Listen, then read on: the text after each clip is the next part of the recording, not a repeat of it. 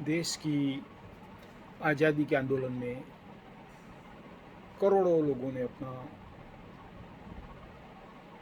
योगदान दिया।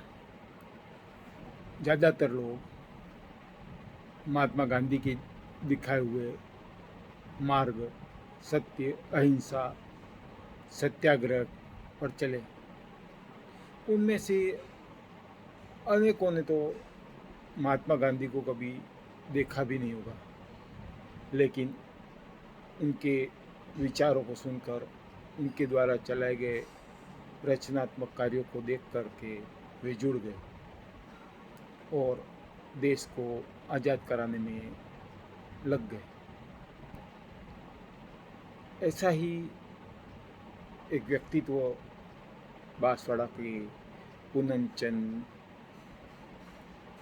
सोनी का है, जिन्होंने देश की आज़ादी के लिए जेल तक किया।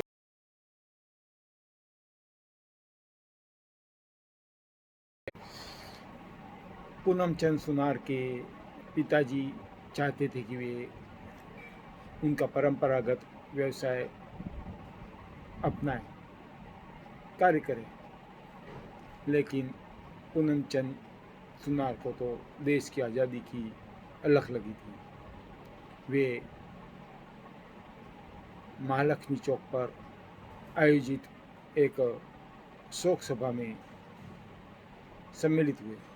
असल में बांसवाड़ा के महात्मा चिमनलाल मालोत ने महादेव देसाई, महात्मा गांधी के सचिव, के निधन पर एक शोक सभा रखी थी। यह बात सन 1942 की है। पूनम चंद सुनार भी उसमें सम्मिलित हुए, जिससे वे महारावल प्रशासन के ध्यान में आ गए। उसके पश्चात महारावल प्रशासन ने उन्हें डराना धमकाना प्रारंभ किया। उनके भाई की दुकान पर जाकर के दबाव डालने लगे। जब बार बार ऐसा होने लगा तो भाई थोड़े विचलित हुए। उन्होंने एक रणनीति तय करी और पूनम चंद ने लिख करके दिया कि मेरा अपने भाई की दुकान से कोई संबंध नहीं है। और उसके बाद तो वे खुल करके देश की आज़ादी के लिए संघर्षरत हो गए।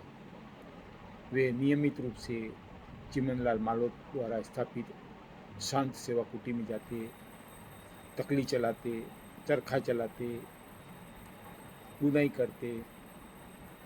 यह एक ऐसा संस्कार था जो खादी की तरफ ले गया। पूनम चंद सोनी सुनार ने जब बांसवाड़ा में अनाज आंदोलन प्रारंभ हुआ, जिसका बांसवाड़ा के इतिहास में बड़ा योगदान रहा है, जब अनाज आंदोलन प्रारंभ हुआ तब वे उसमें सम्मिलित हुए। धारा 144 तोड़ी, गिरफ्तार हुए, जेल गए।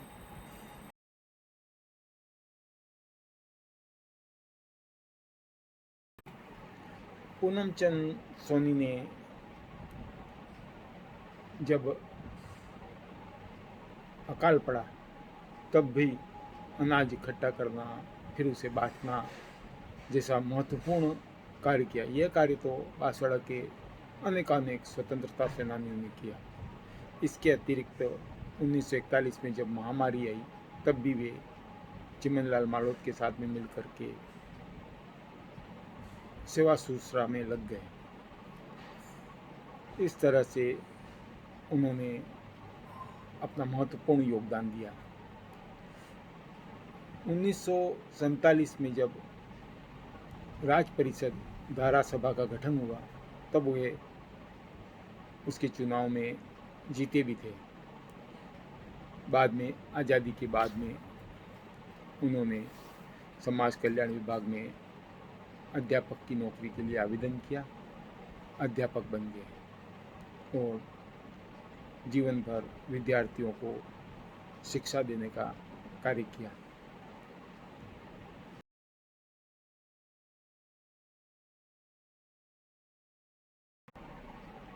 पूनमचंद सुनार प्रजामंडल की जो प्रथम कार्यकारिणी का गठन हुआ था, जिसके अध्यक्ष मणिशंकर नागर और सचिव दुलजीभाई भावसार थे, उसमें पूनमचंद सोनी भी सदस्य।